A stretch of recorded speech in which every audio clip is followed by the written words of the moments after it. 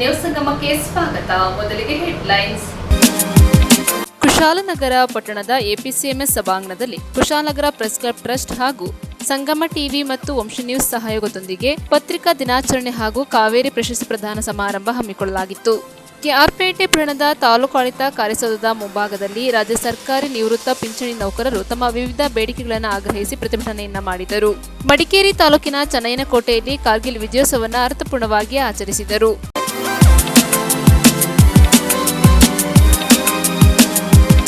ಕುಶಾಲನಗರ ಪಟ್ಟಣದ ಎಪಿಸಿಎಂಎಸ್ ಸಭಾಂಗಣದಲ್ಲಿ Kushalnagar press club trust, Karnataka ಕಾರ್ಯನಿರತ ಪತ್ರಕರ್ತರ ಧ್ವನಿ, ಸಂಗಮ ಟಿವಿ, ವಂಶ ನ್ಯೂಸ್ ಹಾಗೂ ರಾಷ್ಟ್ರೀಯ ಅಪರಾಧ ತಡೆ ಮತ್ತು ಮಾನವ ಹಕ್ಕುಗಳ ಭಾರತ ಪರಿಷತ್ ಬೆಂಗಳೂರು ವತಿಯಿಂದ ಪತ್ರಿಕಾ ದಿನಾಚರಣೆಯನ್ನು ಅರ್ಥಪೂರ್ಣವಾಗಿ ಆಚರಿಸಿದರು. ಸಾಮಾಜಿಕ ಕಳಕಳಿಯೊಂದಿಗೆ ಪ್ರಾಮಾಣಿಕ ಸೇವಾ ಮನೋಭಾವದ ಮೂಲಕ ಪತ್ರಕರ್ತರು ವಸ್ತುನಿಷ್ಠ ವರದಿ ಮಾಡಿದ್ದಲ್ಲಿ ಮಾತ್ರ ಸಮಾಜ ಸುಧಾರಣೆ ಕಾಣಲು ಸಾಧ್ಯವಾಗಲಿದೆ ಎಂದು ಮಾಜಿ ಸಚಿವ ಎಂಪಿ ಅಪ್ಪಚ್ಚು ರಂಜನ್ ಅಭಿಪ್ರಾಯಪಟ್ಟರು. ಕರ್ನಾಟಕ ಕಾರ್ಯನಿರತ ಪತ್ರಕರ್ತರ ಧ್ವನಿ, ಕುಶಾಲನಗರ ಪ್ರೆಸ್ ಕ್ಲಬ್ ಟ್ರಸ್ಟ್, ಸಂಗಮ ಟಿವಿ, ವಂಶ ನ್ಯೂಸ್ ಹಾಗೂ ರಾಷ್ಟ್ರೀಯ ಅಪರಾಧ ತಡೆ ಮತ್ತು ಮಾನವ ಹಕ್ಕುಗಳ ಭಾರತ ಪರಿಷತ್ ಬೆಂಗಳೂರು ಇವರ ಸಹಯೋಗದೊಂದಿಗೆ ಕುಶಾಲನಗರ ಪಟ್ಟಣದ ಎಪಿಸಿಎಂಎಸ್ ಸಭಾಂಗಣದಲ್ಲಿ ಅಂತಾರಾಷ್ಟ್ರೀಯ ಪತ್ರಿಕಾ ದಿನಾಚರಣೆ ಹಾಗೂ ವಿವಿಧ ಕ್ಷೇತ್ರಗಳಲ್ಲಿ ಸಾಧನೆ ಮಾಡಿದ ಗಣ್ಯರಿಗೆ ನೀಡಲಾಗುವ ಕಾವೇರಿ ರತ್ನ ಪ್ರಶಸ್ತಿ ಪ್ರದಾನ ಕಾರ್ಯಕ್ರಮ ಉದ್ಘಾಟಿಸಿ ಮಾತನಾಡಿದರು. ಕಾರ್ಯಾಂಗ, ನ್ಯಾಯಾಂಗ, ಶಾಸಕಾಂಗದ ಜೊತೆಗೆ ಪತ್ರಿಕಾ ರಂಗವು ಗುರುತಿಸಿಕೊಂಡಿದೆ. ಯಾವುದೇ ಕ್ಷೇತ್ರದಲ್ಲಿ ಲೋಪದೋಷಗಳು ಕಂಡುಬಂದಲ್ಲಿ ಪತ್ರಿಕಾ ರಂಗ ತನ್ನ ವರದಿಯ ಮೂಲಕ ತಿದ್ದುವಂತಹ ಕೆಲಸ ಮಾಡುತ್ತದೆ. ವಂಶ ನ್ಯೂಸ್ ನೇತೃತ್ವದಲ್ಲಿ ಕಳೆದ ಹಲವು ವರ್ಷಗಳಿಂದ ಅಂತಾರಾಷ್ಟ್ರೀಯ ಪತ್ರಿಕಾ ದಿನಾಚರಣೆಯೊಂದಿಗೆ, ಸಂಗಮ ಟಿವಿ ನೇತೃತ್ವದಲ್ಲಿ ಕಳೆದ ಹಲವು ವರ್ಷಗಳಿಂದ ಅಂತಾರಾಷ್ಟ್ರೀಯ ಪತ್ರಿಕಾ ದಿನಾಚರಣೆಯೊಂದಿಗೆ ವಿವಿಧ ಕ್ಷೇತ್ರಗಳಲ್ಲಿ ಸಾಧನೆ ಮಾಡಿದ ಗಣ್ಯರನ್ನ ಸನ್ಮಾನಿಸಿ ಗೌರವಿಸುವ ಮೂಲಕ ಮಾದರಿ ಕಾರ್ಯಕ್ರಮ ಮಾಡುತ್ತಿರುವ ಬಗ್ಗೆ ಮೆಚ್ಚುಗೆ ವ್ಯಕ್ತಪಡಿಸಿದರು. ಕೊಡ್ಲಿಪೇಟೆ ಶ್ರೀ ಕ್ಷೇತ್ರದ ಕಿರಿಕೊಡ್ಲಿ ಮಠದ ಶ್ರೀ ಸದಾಶಿವ ಸ್ವಾಮೀಜಿ ದಿವ್ಯ ಸಾನ್ನಿಧ್ಯ ವಹಿಸಿ ಮಾತನಾಡಿ, ಎಲೆಮರೆ ಕಾಯಿಯಂತೆ ತಮ್ಮದೇ ಆದ ವಿವಿಧ ಕ್ಷೇತ್ರದಲ್ಲಿ ಸಾಧನೆ ಮಾಡಿದ್ದರೂ ಗುರುತಿಸಿಕೊಳ್ಳಲು ಮುಂದೆ ಬರುವುದಿಲ್ಲ. ಅಂತವರನ್ನ ಗುರುತಿಸಿ ಗೌರವಿಸುವ ಕೆಲಸ ಮಾಡುತ್ತಿರುವ ಸಂಗಮ ಟಿವಿ ಬಳಗದ ಸಂಸ್ಥೆಯವರ ಅಪಾರ ಕಾಳಜಿ ಬಗ್ಗೆ ಮೆಚ್ಚುಗೆ ವ್ಯಕ್ತಪಡಿಸಿದ ಅವರು, ಶಿಕ್ಷಣ, ಆರೋಗ್ಯ, ಕ್ರೀಡೆ ಸೇರಿದಂತೆ ಸಾಮಾಜಿಕ ಚಟುವಟಿಕೆಗಳಲ್ಲಿ ಗುರುತಿಸಿಕೊಂಡು ಮುನ್ನಡೆದಲ್ಲಿ ಸದೃಢ ಸಮಾಜ ನಿರ್ಮಾಣ ಮಾಡಲು ಸಾಧ್ಯವಾಗಲಿದೆ ಎಂದರು. ನಿವೃತ್ತ ಪ್ರಾಂಶುಪಾಲರಾದ ಡಾಕ್ಟರ್ ಜೆ ಸೋಮಣ್ಣ ಮಾತನಾಡಿ, ಸೇವಾ ಮನೋಭಾವದೊಂದಿಗೆ ಸಮಾಜ ಸೇವೆಯಲ್ಲಿ ಗುರುತಿಸಿಕೊಂಡಿರುವುದನ್ನು ವಂಶ ನ್ಯೂಸ್ ಹಾಗೂ ಸಂಗಮ ಟಿವಿ ಬಳಗ ಸನ್ಮಾನಿಸಿ ಗೌರವಿಸುತ್ತಿರುವುದು ಹೆಮ್ಮೆಯ ವಿಷಯವಾಗಿದೆ. ಯುವ ಸಮೂಹ ದುಶ್ಚಟಗಳಿಂದ ದೂರವಾಗಿ ಶಿಕ್ಷಣದ ಮೂಲಕ ಉತ್ತಮ ಭವಿಷ್ಯ ರೂಪಿಸಿಕೊಂಡು ನವ ಸಮಾಜ ನಿರ್ಮಾಣಕ್ಕೆ ಮುಂದಾಗಬೇಕೆಂದು ಕರೆ ನೀಡಿದರು. ರಾಷ್ಟ್ರೀಯ ಅಪರಾಧ ತಡೆ ಮತ್ತು ಮಾನವ ಹಕ್ಕುಗಳ ಭಾರತ ಪರಿಷತ್ ರಾಷ್ಟ್ರೀಯ ಸಂಯೋಜಕ ಜೆ ಆಲ್ಬರ್ಟ್ ಮನೋರಜ್ ಮಾತನಾಡಿ, ಇತ್ತೀಚಿನ ದಿನಗಳಲ್ಲಿ ಅಪರಾಧ, ಮಾನವ ಹಕ್ಕುಗಳ ಉಲ್ಲಂಘನೆ, ಭ್ರಷ್ಟಾಚಾರ ಸೇರಿದಂತೆ ಅಕ್ರಮ ಚಟುವಟಿಕೆಗಳಲ್ಲಿ ತೊಡಗಿಸಿಕೊಂಡು ತಮ್ಮ ಭವಿಷ್ಯವನ್ನ ಹಾಳು ಮಾಡಿಕೊಳ್ಳುತ್ತಿದ್ದಾರೆ. ರಾಜಕೀಯ ಹಾಗೂ ವಿವಿಧ ಚಟುವಟಿಕೆಗಳಿಗೆ ಯುವ ಸಮೂಹವನ್ನ ಕರೆತಂದು ದಾರಿ ತಪ್ಪಿಸುವ ಕೆಲಸವಾಗುತ್ತಿದೆ. ದುಶ್ಚಟಗಳಿಂದ ದೂರ ಮಾಡಲು ಪೋಷಕರು ತಮ್ಮ ಮಕ್ಕಳನ್ನ ಶಿಕ್ಷಣದ ಮೂಲಕ ಉತ್ತಮ ಭವಿಷ್ಯ ರೂಪಿಸಲು ಮುಂದಾಗಬೇಕೆಂದು ಸಲಹೆ ನೀಡಿದರು. ಸಂಗಮ ಟಿವಿ ಹಾಗೂ ವಂಶ ನ್ಯೂಸ್ನ ಪ್ರಧಾನ ಸಂಪಾದಕರಾದ ಡಾಕ್ಟರ್ ಎಚ್ ಎಂ ರಘುಕೋಟಿ ಮಾತನಾಡಿ, ವಿವಿಧ ಸಂಘ ಸಂಸ್ಥೆಗಳೊಂದಿಗೆ ಕೈಜೋಡಿಸಿ ಹಲವು ವರ್ಷಗಳಿಂದ ಅಂತಾರಾಷ್ಟ್ರೀಯ ಪತ್ರಿಕಾ ದಿನಾಚರಣೆಯೊಂದಿಗೆ ವಿವಿಧ ಕ್ಷೇತ್ರಗಳಲ್ಲಿ ಸಾಧನೆ ಮಾಡಿದ ಗಣ್ಯರನ್ನ ಗೌರವಿಸುವ ಕೆಲಸ ಮಾಡಲಾಗುತ್ತಿದೆ ಎಂದರು. ಇದೇ ಸಂದರ್ಭ ಜಿಲ್ಲೆ ಹಾಗೂ ರಾಜ್ಯದ ನಾನಾ ಭಾಗಗಳ ವಿವಿಧ ಕ್ಷೇತ್ರಗಳಲ್ಲಿ ಸಾಧನೆ ಮಾಡಿದ ಸಾಧಕರಿಗೆ ಕಾವೇರಿ ರತ್ನ ಪ್ರಶಸ್ತಿ ಪ್ರದಾನ ಮಾಡಲಾಯಿತು. ಇದೇ ಸಂದರ್ಭ ಕುಶಾಲನಗರ ತಹಶೀಲ್ದಾರ್ ಕಿರಣ್ ಜಿ ಗೌರಯ್ಯ, ಮಾನವ ಹಕ್ಕುಗಳ ಭಾರತ ಪರಿಷತ್ನ ಸಂಸ್ಥಾಪಕ ಅಧ್ಯಕ್ಷ doctor John J Samuel Kim, ಸಮಾಜ ಸೇವಕರಾದ KK Manjunath, Hebbale Natesh Gowda, Kushalnagar press club ಗೌರವ ಅಧ್ಯಕ್ಷರಾದ ಬರವಣ್ಣ ಟಿ ಬೆಟಗೇರಿ, ಮಾನವ ಹಕ್ಕುಗಳ ಭಾರತ ಪರಿಷತ್ತಿನ ರಾಜ್ಯ ಮಹಿಳಾ ಅಧ್ಯಕ್ಷರಾದ ಅನಿತಾ ಅಕ್ಷರ, ಮಹಿಳಾ ಸಂಘಟನೆಯ ಹೋರಾಟಗಾರ್ತಿ ರೋಹಿಣಿ ಎಸ್ ದೀಕ್ಷಿತ್, ಕುರುಬ ರೈತ ರಕ್ಷಣಾ ವೇದಿಕೆಯ ಜಿಲ್ಲಾಧ್ಯಕ್ಷರಾದ ಡಿಆರ್ ಪ್ರಭಾಕರ್ ಸೇರಿದಂತೆ ಮತ್ತಿತರರು ಉಪಸ್ಥಿತರಿದ್ದರು. ಕಾರ್ಯಕ್ರಮದಲ್ಲಿ ಝೇಂಕಾರ್ ಮೆಲೋಡಿಸ್ನ ರವಿ ನೇತೃತ್ವದ ತಂಡದವರಿಂದ ರಸಮಂಜರಿ ಕಾರ್ಯಕ್ರಮ ನಡೆಯಿತು. ಇದೇ ಸಂದರ್ಭ ವಿವಿಧ ಗಣ್ಯರು ಹಾಗೂ ಅತಿಥಿಗಳಿಗೆ ಹಾಗೂ ಸಂಘದ ಪದಾಧಿಕಾರಿಗಳಿಗೆ ನೆನಪಿನ ಕಾಣಿಕೆ ನೀಡಿ ಅಭಿನಂದಿಸಲಾಯಿತು.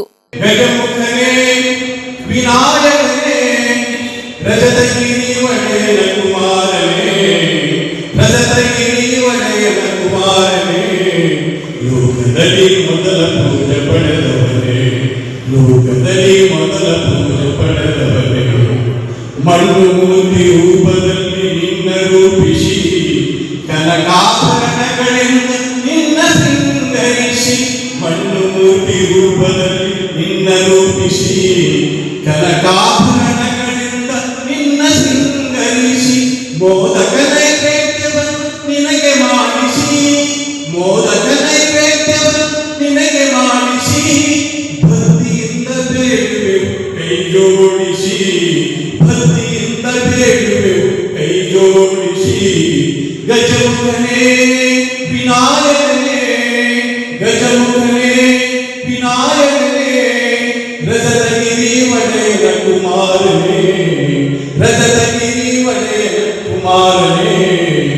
ಲೋಕದಲ್ಲಿ ಮೊದಲ ಪೂಜೆ ಪಡೆದವನೇ, ಲೋಕದಲ್ಲಿ ಮೊದಲ ಪೂಜೆ ಪಡೆದವನೇ. ತಡೆಯಿಲ್ಲದೆ ನಡೆಯಲೇಬೇಕು ಸೋಲಿಲ್ಲದ ಹೋರಾಟ.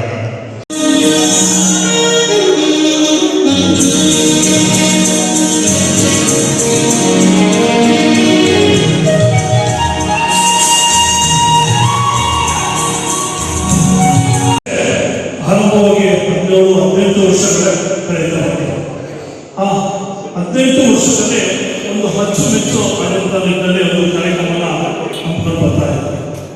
ಏನಂದ್ರೆ ನಮ್ಮ ಒಂದು ಟ್ರಸ್ಟ್ ಸ್ಥಾಪನೆಗೆ 18 ವರ್ಷ ಆಯಿತು. ಅದೇ ನಿಟ್ಟಿನಲ್ಲಿ ನಾವು ಕರ್ನಾಟಕ ಕಾರ್ಯನಿರತ ಪತ್ರಕರ್ತರ ಧ್ವನಿ ರಾಜ್ಯ ಸರ್ಕಾರದಿಂದ ಮಾನ್ಯತೆ ಪಡೆದಂಥ ಸಂಘ ಸಂಸ್ಥೆಯ ಸಂಯುಕ್ತ ಆಶ್ರಯದಲ್ಲಿ ನಾವು ಪ್ರತಿ ವರ್ಷಗಳು ನಮ್ಮ ಒಂದು ಪತ್ರಿಕಾ ದಿನಾಚರಣೆಯನ್ನು ಆಚರಣೆ ಮಾಡುತ್ತೇವೆ.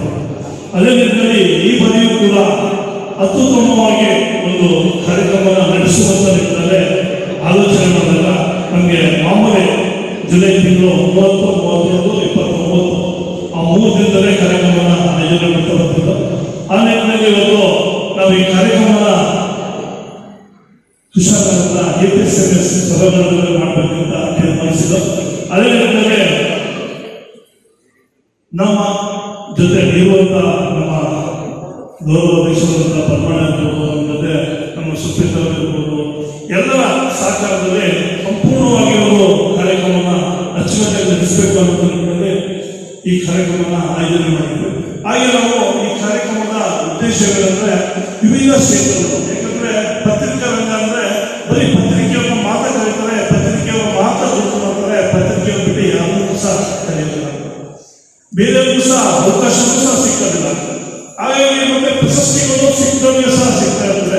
ಹಾಗೆ ಎರಮನೆ ಕಾಯಿಯಂತೆ ಇರುವಂತ ಕೆಲವು ವ್ಯಕ್ತಿಗಳನ್ನ ಆಯ್ಕೆ ಮಾಡಬೇಕು ನಿಟ್ಟಿನಲ್ಲಿ ನಾನೇ ಕೂತ್ಕೊಂಡು ಆಲೋಚನೆ ಮಾಡಿದಾಗ ನನಗೆ ತುಂಬಾ ಅತ್ಯುತ್ತಮವಾದಂತ 20 ವ್ಯಕ್ತಿಗಳು ಸಿಕ್ಕಿದ್ರು. ಆ 20 ವ್ಯಕ್ತಿಗಳು ವಿಶೇಷವಾದಂತ ರೀತಿಯಲ್ಲಿ ಪ್ರಶಸ್ತಿಗೆ ಸನ್ಮಾನಕ್ಕೆ ಭಾಜನರಾಗಿದ್ದಾರೆ. ನನಗೆ ಹೆಮ್ಮೆ. ಅವರ ಜೋರಾದ ಚಪ್ಪಾಳೆ ಬರಬೇಕು. ಯಾಕಂದ್ರೆ 20 ಜನ ಶಾಸಕರು ನಾವು ಮೊದಲಿಗೆ ಆಯ್ಕೆ ಮಾಡಿದಂಥದ್ದು ಡಾಕ್ಟರ್ ಜನರನ್ನ ಸನ್ಮಾನ ಮಾಡ್ತೇವೆ ಅಂತಂದ್ರೆ ಅದೇನು ಸಣ್ಣ ಕೆಲಸ ಅಲ್ಲ. ಹಲವಾರು ವಿಭಾಗದಲ್ಲಿರುವಂಥ ಹಲವಾರು ಪ್ರತಿಭೆಗಳನ್ನ ಇವತ್ತು ಸಮಾಜಕ್ಕೆ ಪರಿಚಯಿಸುವಂಥ ಕೆಲಸವನ್ನು ಕೂಡ ಅವರು ಮಾಡ್ತಾ ಇದ್ದಾರೆ.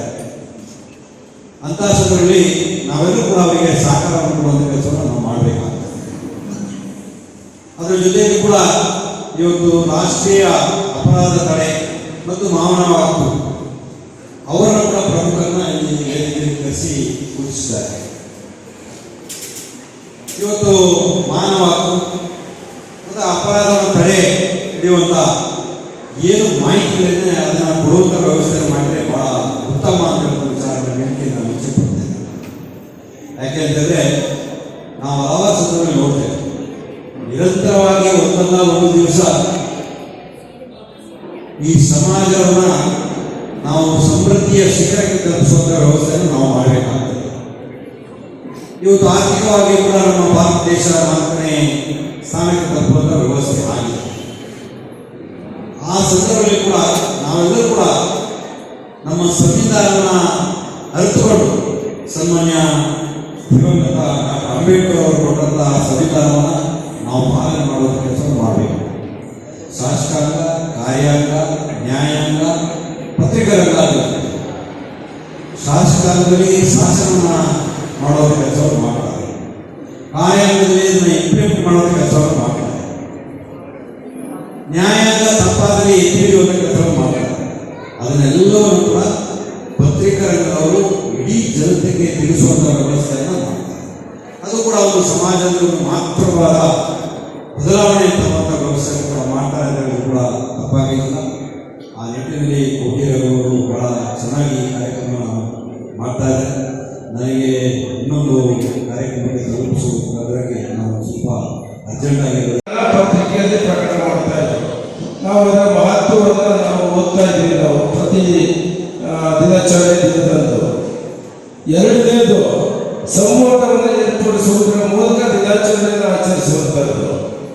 ಮೂರನೇದು ಸಾಧಕರನ್ನು ಗುರುತಿಸಿ ಸನ್ಮಾನ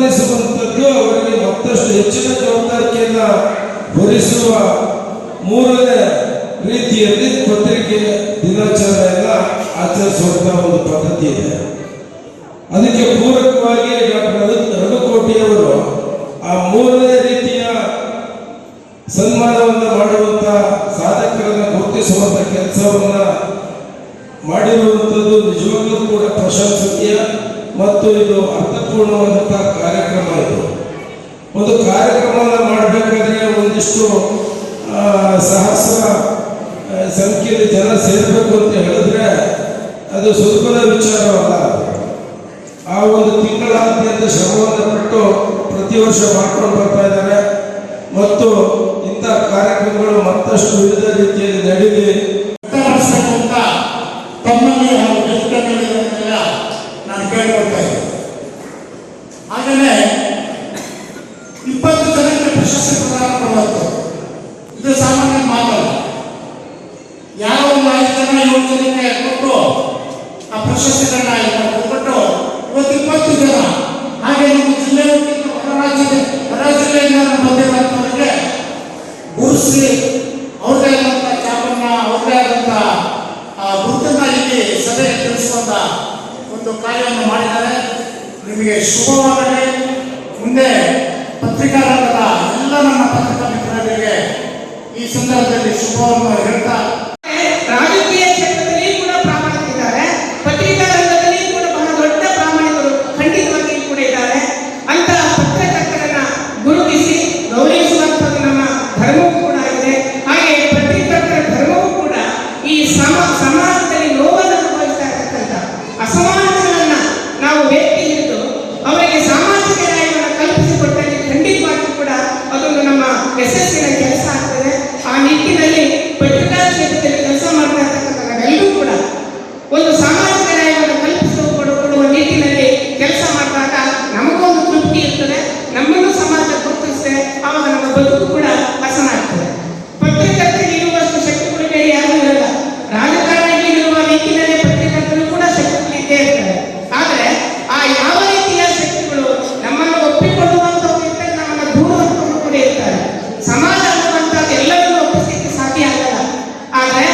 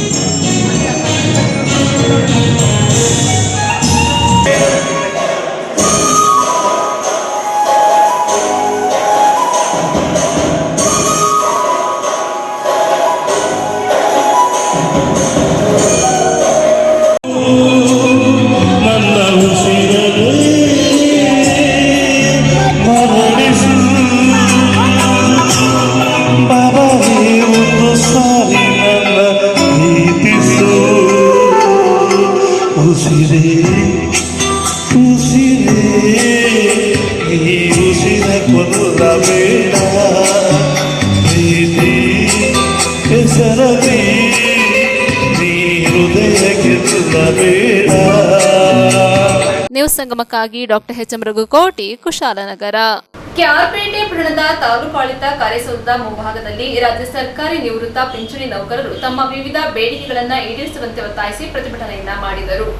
ಕರ್ನಾಟಕ ರಾಜ್ಯ ಸರ್ಕಾರಿ ನಿವೃತ್ತ ಪಿಂಚಣಿ ನೌಕರರ ನ್ಯಾಯಬದ್ಧವಾದ ಬೇಡಿಕೆಗಳನ್ನು ಈಡೇರಿಸಲು ರಾಜ್ಯ ಹಾಗೂ ಕೇಂದ್ರ ಸರ್ಕಾರಗಳು ಮಲತಾಯಿ ಧೋರಣೆಯನ್ನು ಅನುಸರಿಸುತ್ತಿವೆ ಎಂದು ಕೃಷ್ಣರಾಜಪೇಟೆ ತಾಲೂಕು ನಿವೃತ್ತ ಸರ್ಕಾರಿ ಪಿಂಚಣಿ ನೌಕರರು ಆರೋಪಿಸಿ ತಮ್ಮ ವಿವಿಧ ಬೇಡಿಕೆಗಳನ್ನು ಈಡೇರಿಸುವಂತೆ ಒತ್ತಾಯಿಸಿ ತಾಲೂಕು ಕಚೇರಿಯ ಮುಂಭಾಗದಲ್ಲಿ ಪ್ರತಿಭಟನೆ ನಡೆಸಿ ಮನವಿ ಪತ್ರವನ್ನು ಅರ್ಪಿಸಿದರು. ಕೆಆರ್ಪೇಟೆ ಪಟ್ಟಣದ ತಾಲೂಕಾಡಳಿತದ ಕಾರ್ಯಸೌಧದ ಮುಂಭಾಗದಲ್ಲಿ ನೂರಾರು ಸಂಖ್ಯೆಯಲ್ಲಿ ಜಮಾಯಿಸಿದ ರಾಜ್ಯ ಸರ್ಕಾರಿ ನಿವೃತ್ತ ಪಿಂಚಣಿ ನೌಕರರು ಸಂವಿಧಾನಬದ್ಧವಾಗಿ ಹಾಗೂ ನ್ಯಾಯಸಮ್ಮತವಾಗಿ ನಿವೃತ್ತ ಸರ್ಕಾರಿ ಪಿಂಚಣಿ ನೌಕರರಿಗೆ ಸೇರಬೇಕಾದ ಡಿಎ ಮತ್ತಿತರ ಸರ್ಕಾರಿ ಸೌಲಭ್ಯಗಳನ್ನು ನೀಡಲು ರಾಜ್ಯ ಮತ್ತು ಕೇಂದ್ರ ಸರ್ಕಾರಗಳು ತಾರತಮ್ಯ ನೀತಿಯನ್ನು ಅನುಸರಿಸಿ ನಿವೃತ್ತ ಪಿಂಚಣಿ ನೌಕರರಿಗೆ ತೊಂದರೆ ನೀಡಲು ಮುಂದಾಗಿವೆ. ಕೇಂದ್ರ ಸರ್ಕಾರವು ನಿವೃತ್ತ ಪಿಂಚಣಿ ನೌಕರರಿಗೆ ಮರಣ ಶಾಸನವಾಗಿರುವ ಬಿಲ್ಲನ್ನು ಮಂಡಿಸಲು ಮುಂದಾದರೆ ರಾಜ್ಯದಲ್ಲಿ ಪ್ರಸ್ತುತ 4.5 ಲಕ್ಷಕ್ಕೂ ಹೆಚ್ಚು ನಿವೃತ್ತ ಪಿಂಚಣಿದಾರರು ಆರ್ಥಿಕ ಸಂಕಷ್ಟಕ್ಕೆ ತಿಳುಕಬೇಕಾಗುತ್ತದೆ. ಆದ್ದರಿಂದ ರಾಜ್ಯ ಹಾಗೂ ಕೇಂದ್ರ ಸರ್ಕಾರಗಳು ಮಾನವೀಯ ನೆಲೆಗಟ್ಟಿನಲ್ಲಿ ನಿವೃತ್ತ ಸರ್ಕಾರಿ ಪಿಂಚಣಿ ನೌಕರರ ಹಿತಕ್ಕೆ ಧಕ್ಕೆ ಬಾರದಂತೆ ಕೆಲಸ ಮಾಡಿ ನಿವೃತ್ತ ನೌಕರರ ಹಿತ ಕಾಯಲು ಮುಂದಾಗಬೇಕೆಂದು ತಾಲೂಕು ರಾಜ್ಯ ಸರ್ಕಾರಿ ಪಿಂಚಣಿ ನಿವೃತ್ತ ನೌಕರರ ಸಂಘದ ಅಧ್ಯಕ್ಷ ನಜೀರ್ ಅಹಮದ್ ಆಗ್ರಹಿಸಿ ತಹಶೀಲ್ದಾರರ ಮೂಲಕ ರಾಜ್ಯ ಸರ್ಕಾರಕ್ಕೆ ಮನವಿ ಪತ್ರ ಸಮರ್ಪಿಸಿದರು. ರಾಜ್ಯ ಸರ್ಕಾರಿ ನಿವೃತ್ತ ಪಿಂಚಣಿ ನೌಕರರ ಮನವಿಯನ್ನು ಸ್ವೀಕರಿಸಿದ ತಹಶೀಲ್ದಾರ್ ಲೋಕೇಶ್ ಜಿಲ್ಲಾಧಿಕಾರಿಗಳ ಮೂಲಕ ಸರ್ಕಾರಕ್ಕೆ ನಿವೃತ್ತ ಪಿಂಚಣಿ ನೌಕರರ ಮನವಿಯನ್ನು ಸಲ್ಲಿಸಿ ಕೈಗೊಳ್ಳುವಂತೆ ಮನವಿ ಸಲ್ಲಿಸುವುದಾಗಿ ತಿಳಿಸಿದರು. ಇದೇ ಸಂದರ್ಭದಲ್ಲಿ ಸರ್ಕಾರಿ ನಿವೃತ್ತ ಪಿಂಚಣಿದಾರರಾದ ವಸಂತ್ ಕುಮಾರ್, ಕೆಂಪೇಗೌಡ, ನರಸಿಂಹರಾಜ ಅರಸ್, ಕೆಆರ್ ಬನ್ನಾರಿ, ಶಿವಲಿಂಗಪ್ಪ, ಸಿ ಕಾಳೇಗೌಡ, ನಂಜಪ್ಪ, ಜವರೇಗೌಡ, ಬೊಮ್ಮೇಗೌಡ, ಪ್ರಕಾಶ್, ರಾಮಚಂದ್ರ, ಯೋಗೇಂದ್ರ, ಪರಶಿವಮೂರ್ತಿ, ಸ್ವಾಮಿ, ಶ್ರೀಕಂಠೇಗೌಡ ಸೇರಿದಂತೆ ನೂರಾರು ನಿವೃತ್ತ ಪಿಂಚಣಿದಾರರು ಉಪಸ್ಥಿತರಿದ್ದರು. ನ್ಯೂಸ್ ಸಂಗಮಕ್ಕಾಗಿ ಡಾಕ್ಟರ್ ಕೆಆರ್ ನೀಲಕಂಠ, ಕೆಆರ್ಪೇಟೆ. ತಾಲೂಕು ನಿವೃತ್ತ ನೌಕರರ ಸಂಘದ ವತಿಯಿಂದ ನಾವೊಂದು ಮನವಿ ಕೊಡಲಿಕ್ಕೆ ಬಂದಿದ್ದೀವಿ. ಇದರ ಕಾರಣ ಏನು ಅಂತ ಅಂದರೆ 2006ರಿಂದ ಈಚೆಗೆ ಯಾರು ಸರ್ಕಾರಿ ನೌಕರರಾಗಿರ್ತಾರೆ ಅವ್ರಿಗೆಲ್ಲ ಪೆನ್ಷನ್ ಇಲ್ಲ ಅಂತ ಒಂದು ಆದೇಶ ಆಗಿ ಅದು ನಡೀತಾ ಇದೆ. ಈಗ ಒಂದು ಆದೇಶ ಮಾಡಿ 1/4/2026ರಿಂದ ಹಿಂದಕ್ಕೆ ಯಾರು ನಿವೃತ್ತ ನೌಕರು ಇದ್ದಾರೆ ಅವರಿಗೆ ಮತ್ತು ಅವ್ರ ಕುಟುಂಬ ಇವರಿಗೆ ಪೆನ್ಷನಿದಾರರಿಗೆ DA ಕೊಡಲ್ಲ, ಇನ್ನು ಮುಂದೆ ವೇತನ ಆಯೋಗ ಕೊಡಲ್ಲ. ಇಲ್ಲಿವರೆಗೆ 6 ವರ್ಷಕ್ಕೆ 5 ವರ್ಷಕ್ಕೊಂದ್ಸರಿ ವೇತನ ಆಯೋಗ ಇರ್ತಿತ್ತು, ವರ್ಷಕ್ಕೆ DA ಕೊಡ್ತಾಯಿದ್ರು. DA ಕೊಡೋ ಉದ್ದೇಶ ಏನು? ನಾವು ಏನು ದಿನನಿತ್ಯ ಆಹಾರ, ಅಕ್ಕಿ, ರಾಗಿ, ಇದು ಎಣ್ಣೆ ಪದಾರ್ಥಗಳು ದಿನನಿತ್ಯದ ಬಳಕೆ ವಸ್ತುಗಳಿಗೆ ಅಂದ್ಬಿಟ್ಟು 6 ವರ್ಷಕ್ಕೆ 6 ಪದಾರ್ಥಗಳು ಇದಕ್ಕೆ DA ಕೊಡ್ತಾಯಿದ್ರು 6 ತಿಂಗಳಿಗೊಂದ್ಸರಿ. ಅಷ್ಟು ವರ್ಷದಿಂದ ಈಗ ಏನು ಸರ್ಕಾರಿ ನೌಕರಿದ್ದಾರೆ ಪ್ರಾರಂಭದಿಂದ ಬರ್ತಾಯಿತ್ತು. ಈಗ ಒಂದು ಆದೇಶನ ಮಾಡಿ ಇನ್ನು ಕೊಡೋಕ್ಕೆ ಬರಲ್ಲ ಅಂತ ಅಂದ್ಬಿಟ್ಟು ಅದನ್ನು ಸಜ್ಜುಗೊಳಿಸಿದ್ದಾರೆ. ಈಗ ಪಾರ್ಲಿಮೆಂಟಲ್ಲಿ ಮಂಡಿಸ್ತೀವಿ ಅಂತ. ಅದು ಆದರೆ ನಮ್ಮ ಅಧ್ಯಕ್ಷರು 4 ನಮ್ಮ ಇದರಲ್ಲಿ 4.5 ಲಕ್ಷ ಜನಕ್ಕೆ ಕರ್ನಾಟಕ ರಾಜ್ಯಗಳಾಗ್ತದೆ. ಇದು ಇಡೀ ದೇಶದಿಂದ ಆಗ್ತದೆ. ಇದು ಭಾಳ ಮಾರಕ ಇದೆ. ಇದು ಏನು ಅಂತ ಅಂದರೆ ಈ ಸರ್ಕಾರ ನಿವೃತ್ತ ನೌಕರಿಗೆ ವಿಷಯ ಕೊಟ್ಟರೆ ಎಷ್ಟು ಇದೋ ಈ ಆದೇಶ ಇದು ಮಾಡಿದ್ರೆ ಅಷ್ಟು ಕೂಡ ಅದಕ್ಕೆ ಸಮನಾದದ್ದು. ನಾವು ಅವರಿಗೆ ಪ್ರತಿಭಟನೆ ಮಾಡ್ತಾ ಇಲ್ಲ, ಈ ಥರ ಮಾಡಬೇಡಿ, ಬದಲಿಗೆ ಕೊಡ್ತಾ ಇದ್ದೀವಿ ಅಂತ ಮನವಿ ಒಂದು ದಿನ ಒತ್ತಡಿನ ತಲುಪಿಸ್ತಾ ಇದ್ದೀವಿ. ಇದ್ರ ಜೊತೆಗೇನೀಗ ನಾವೀಗ ಎಲ್ಲ ಸರ್ಕಾರಿ ನೌಕರರಲ್ಲಿ ಡೆತ್ ಫಂಡ್ ಅವರಿಗೆ 15,000 20,000 ಕೊಡ್ತಾರೆ. ಜಾಸ್ತಿ ಇದು ಬೇಕಾಗಿರೋದೇ ತೀರಾ ಅಗತ್ಯ ನಮ್ಮ ನಿವೃತ್ತ ನೌಕರರಿಗೆ. ನಾವು ಯಾರಿಗೆ ನಾಮಿನಿ ಕೊಟ್ಟಿರ್ತೀವಿ, ಇದ್ರ ಜೊತೆಗೆ ಡೆತ್ ಆದಾಗ ಶವ ಸಂಸ್ಕಾರಕ್ಕೆ ನಮ್ಮಲ್ಲಿ ಗ್ರೂಪ್ ಡಿ ಅಂತ ಅಧಿಕಾರಿಗಳಿಗೆಲ್ಲ ಇರ್ತಾರೆ. ಅದರಿಂದ ಎಲ್ಲರೂ ಕೂಡ 10,000ನ ಇದು ಕೊಡಬೇಕು ಅಂತ ನಾವು ಅದರಲ್ಲಿ ಮತ್ತೊಮ್ಮೆ ನಮ್ಮ ರಾಜ್ಯ ಸರ್ಕಾರ, ಕೇಂದ್ರ ಸರ್ಕಾರಕ್ಕೆ ಬೇಡಿಕೆ ಇರ್ತೇವೆ. ಇನ್ನೊಂದು ಸಂಧ್ಯಾ ಸಂಜೀವಿನಿ ಯಾಗ ಸರ್ಕಾರಿ ನೌಕರಿ ಇದ್ದಾಗ ರಿಯಂಬರ್ಸ್ಮೆಂಟ್ ಇರ್ತದೆ, ಸರ್ಕಾರದಿಂದ ನೋಡ್ಬೇಕು. ಈಗ ಏನು ಮಾಡ್ತಾವ್ರೆ ನಮಗೆ, ಈಗ ನೋಡಿದ್ದೀರಿ ನೀವತ್ತು BP, ಶುಗರು, ಹಾರ್ಟು ಪ್ರತಿನಿತ್ಯ ಮಾಧ್ಯಮದಲ್ಲಿ ನೋಡ್ತಾ ಇದ್ದೀರಿ. ಅದರಲ್ಲೂ ಈಗ ವಯಸ್ಸಾದ್ಮೇಲೆ ನೋಡೋರು ಕಡಿಮೆ. ಈಗ ನಮಗೆ ಒಂದು ನಿಮಿಷ ಕಿರಣ ಇರಲಿ ಸರ್, ಸಂಧ್ಯಾ ಯೋಜನೆ. ನಿರ್ಮಲಾ ಸೀತಾರಾಮನ್ ಅವರು ಈ ಬಜೆಟ್ಟಿನ ಫೈನಾನ್ಷಿಯಲ್ ಕಂಡೀಷನ್ಸನ್ನು ತುಂಬ ಇದಾಗುತ್ತೆ ಅಂತ ಅಂದ್ಬಿಟ್ಟು ಇದೆಲ್ಲ ಮಾಡಿರ್ತಕ್ಕಂಥ ಈ ಭಾರತ ದೇಶ ಎಲ್ಲ ಸರ್ಕಾರಿ ನೌಕರರು, ಕೇಂದ್ರ ಸರ್ಕಾರ ಮತ್ತು ರಾಜ್ಯ ಸರ್ಕಾರಿ ನೌಕರರು ತುಂಬ ಅನ್ಯಾಯ ಆಗ್ತಾ ಇರ್ತಕ್ಕಂಥದ್ದು ಅಂದರೆ ವರ್ಷದಲ್ಲಿ ಕೊಡ್ತಕ್ಕಂಥ ಈ DAನ ಕೊಡದೇ ಇದ್ದರೆ ತುಂಬ ಜನಕ್ಕೆ ಭಾಳ ಅನ್ಯಾಯ ಆಗುತ್ತೆ. ಇದು ಸರ್ಕಾರ ಇದನ್ನು ಗಮನ ಹರಿಸಿ ಕೊಡಬೇಕು ಅಂತೇಳಿ ನಮ್ಮ ನೌಕರರ ಸಂಘದ ಪರವಾಗಿ ನಾವೆಲ್ಲರೂ ಇದನ್ನು ಪ್ರಾರ್ಥನೆ ಮಾಡ್ತೀವಿ. ಪ್ರಧಾನಮಂತ್ರಿಗಳಿಗೆ ನಮ್ಮ ಮನವಿಯನ್ನು ಸಲ್ಲಿಸಬೇಕು ಅಂತೇಳಿ ಸಾಮಾನ್ಯವಾಗಿ ನಿವೃತ್ತಿ ಆದಮೇಲೆ ಇಲ್ಲಿ ನೋಡ್ಕೊಂಡು ಮಾತಾಡಿ. ಅವರ ಬೆಲೆ ಸರ್ಕಾರಗಳಿಗೆ ಗೊತ್ತಿಲ್ಲ. ಮಾನ್ಯ ನಿರ್ಮಲಾ ಸೀತಾರಾಮನ್ ಕೇಂದ್ರ ಸರ್ಕಾರದ ಹಣಕಾಸು ಮಂತ್ರಿಗಳು ದಿನಾಂಕ 25/3/2025 ಒಂದು ನಮ್ಮ ಪಿಂಚಣಿ ಹಾಗೂ ಕುಟುಂಬ ಪಿಂಚಣಿಯ ಸರ್ಕಾರಿ ನಿವೃತ್ತ ನೌಕರರ ವಿರುದ್ಧವಾಗಿ ಒಂದು ಕಾನೂನನ್ನು ಬಿಲ್ಲನ್ನು ತಂದಿದ್ದಾರೆ. ಆ ಬಿಲ್ ಏನಾದರೂ ಬಂದರೆ ಹೆಚ್ಚು ಕಡಿಮೆ ನಮ್ಮ ಕರ್ನಾಟಕದ 4.5 ಲಕ್ಷ ನಿವೃತ್ತ ನೌಕರರಿಗೆ, ಕುಟುಂಬ ಪಿಂಚಣಿದಾರರಿಗೆ ಅನ್ಯಾಯವಾಗುತ್ತೆ. ಈ ಒಂದು ಇದರಲ್ಲಿ ಆ ಬಿಲ್ಲಿನ ಸಾರಾಂಶ ಏನು ಅಂತ ಹೇಳಿದ್ರೆ, ದಿನಾಂಕ 1/4/26 ಮುಂದಕ್ಕೆ ಯಾರು ನಿವೃತ್ತಿ ಆಗ್ತಾರೆ ಅವ್ರುಗಳಿಗೆ ಮಾತ್ರ ತುಟಿ ಭತ್ಯೆ, ವೇತನ ಹೆಚ್ಚಳ, 8ನೇ ವೇತನ ಆಯೋಗ ಇವೆಲ್ಲ ಅನ್ವಯಿಸ್ತದೆ ಅಂತ ಮಾಡಿದ್ದಾರೆ. 31/3/2026 ಒಳಗಡೆ ಯಾರು ನಿವೃತ್ತಿ ಆಗಿದ್ದಾರೋ, ನಮ್ಮನ್ನು ಸೇರಿಸಿ ಮುಂದೆ ಬರೋ ಮಾರ್ಚ್ ಗಂಟೆ ಯಾರು ನಿವೃತ್ತಿ ಆಗ್ತಾರೋ ಅವ್ರುಗಳಿಗೆ ಯಾವುದೇ ಒಂದು ತುಟಿ ಭತ್ಯೆ, ವೇತನ ಪರಿಷ್ಕರಣೆ ಮಾಡಲು ಕಷ್ಟ ಸಾಧ್ಯ ಅನ್ನೋ ಒಂದು ಬಿಲ್ಲನ್ನು ತಂದಿದ್ದಾರೆ. ಆ ಒಂದು ನಿರ್ಣಯದ ವಿರುದ್ಧವಾಗಿ ಇವತ್ತು ಕೃಷ್ಣರಾಜಪೇಟೆ ತಾಲೂಕಿನ ಸರ್ಕಾರಿ ನಿವೃತ್ತ ನೌಕರರ ಸಂಘದಿಂದ ಒಂದು ಪ್ರತಿಭಟನೆಯನ್ನು ಮಾಡಿ ಕೇಂದ್ರ ಸಂಘಕ್ಕೆ ಹಾಗೂ ರಾಜ್ಯ ಸಂಘಕ್ಕೆ ಹಾಗೂ ಪ್ರಧಾನಮಂತ್ರಿಗಳಿಗೆ ಒಂದು ಮನವಿಯನ್ನು ಇವತ್ತು ನಮ್ಮ ಸಂಘದ ಮೂಲಕ ಕೊಡ್ತಾ ಇದ್ದೇವೆ. ಈ ಒಂದು ಮನವಿಯಲ್ಲಿ ಅವರು ಕೈಗೊಂಡಿರ್ತಕ್ಕಂಥ ನಿರ್ಣಯವನ್ನು ಕೈ ಬಿಡಬೇಕು ಅಂತ ಹೇಳ್ಬಿಟ್ಟು ಈ ಮೂಲಕ ನಮ್ಮ ಸಮಸ್ತ ನಿವೃತ್ತ ನೌಕರ ಬಾಂಧವರ ಪರವಾಗಿ ಪ್ರಾರ್ಥಿಸಿಕೊಳ್ಳುತ್ತೇನೆ. ಕಲ್ತಿರೋದ್ರಲ್ಲಿ ಇಂಪಾರ್ಟೆಂಟ್ ಬಿಲ್ಗಳು ಏನಿದೆ ಅದನ್ನು ನಾನು ಹೇಳ್ತೀನಿ.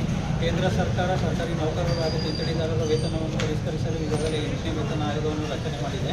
ಸದರಿ ಆಯೋಗವು ಕಾರ್ಯೋನ್ಮುಖವಾಗಿರುತ್ತದೆ. ಇತ್ತೀಚೆಗೆ ಕೇಂದ್ರ ಸರ್ಕಾರವು ದಿನಾಂಕ 25/3/2025 ಲೋಕಸಭೆಯಲ್ಲಿ ಆರ್ಥಿಕ ಸಚಿವರಾದ ಶ್ರೀಮತಿ ನಿರ್ಮಲಾ ಸೀತಾರಾಮನ್ ಅವರು ಆರ್ಥಿಕ ಬಿಲ್ಲನ್ನು ಮಂಡಿಸುವಾಗ ದಿನಾಂಕ 1/4/2026 ಮೊದಲು ನಿವೃತ್ತಿಯಾದ ಸರ್ಕಾರಿ ನೌಕರರಿಗೆ ಪಿಂಚಣಿ ಮತ್ತು ಕುಟುಂಬ ಪಿಂಚಣಿಯನ್ನು ಪರಿಷ್ಕರಿಸಲು ಸಾಧ್ಯವಾಗುವುದಿಲ್ಲ ಎಂಬ ನಿರ್ಣಯವನ್ನು ತೆಗೆದುಕೊಳ್ಳಲಾಗುತ್ತಿದೆ. ಇದರಿಂದ ದಿನಾಂಕ 1/4/2026 ಮೊದಲು ನಿವೃತ್ತಿಯಾದ ಸರ್ಕಾರಿ ನೌಕರರಿಗೆ ಮತ್ತು ಕುಟುಂಬ ಪಿಂಚಣಿದಾರರಿಗೆ ಆರ್ಥಿಕ ಸಂಕಷ್ಟಕ್ಕೊಳಗಾಗುತ್ತಾರೆ.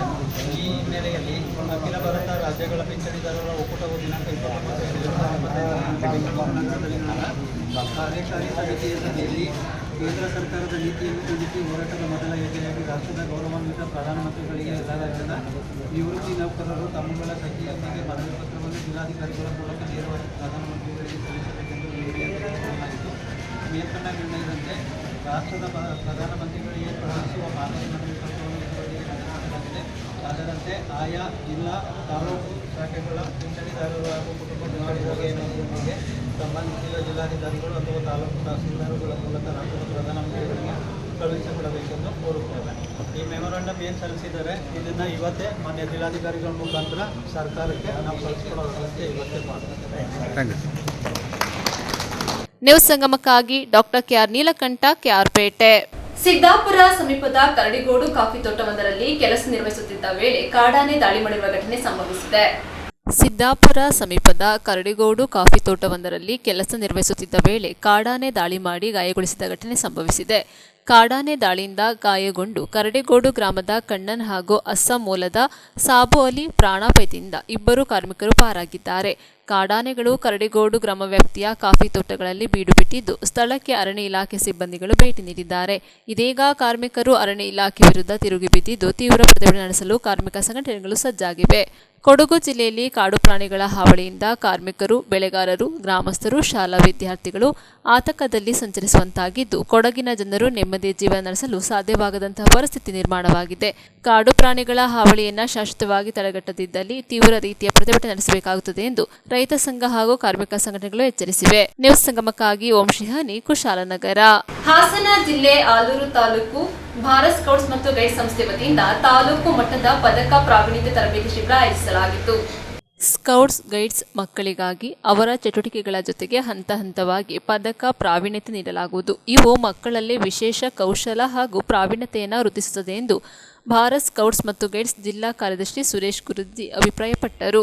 ಆಲೂರು ತಾಲೂಕು ಭಾರತ್ ಸ್ಕೌಟ್ಸ್ ಮತ್ತು ಗೈಡ್ಸ್ ಸ್ಥಳೀಯ ಸಂಸ್ಥೆ ಆಲೂರು ವತಿಯಿಂದ ತಾಲೂಕಿನ ಸ್ಕೌಟ್ಸ್ ಮತ್ತು ಗೈಡ್ಸ್ ಮಕ್ಕಳಿಗಾಗಿ ಹಮ್ಮಿಕೊಂಡಿದ್ದ ತಾಲೂಕು ಮಟ್ಟದ ಪದಕ ಪ್ರಾವೀಣ್ಯತೆ ತರಬೇತಿ ಶಿಬಿರವನ್ನು ಉದ್ಘಾಟಿಸಿ ಮಾತನಾಡಿದರು. ಪ್ರಥಮ ಚಿಕಿತ್ಸೆ, ಸುರಕ್ಷಾ ಜ್ಞಾನ, ambulance, hiking reader, book binder, ಬೆಂಕಿ ಇಲ್ಲದೆ ಅಡುಗೆ ತಯಾರಿಸುವಿಕೆ, ಪಯನರಿಂಗ್, ರನ್ನರ್, ಟೈಲರ್, ರೈತ, ಸಾಮುದಾಯಿಕ ಕೆಲಸಗಾರ ಸೇರಿದಂತೆ ನೂರಾರು ಕೌಶಲ್ಯಭರಿತ ಪದಕಗಳು ಇಲ್ಲಿವೆ.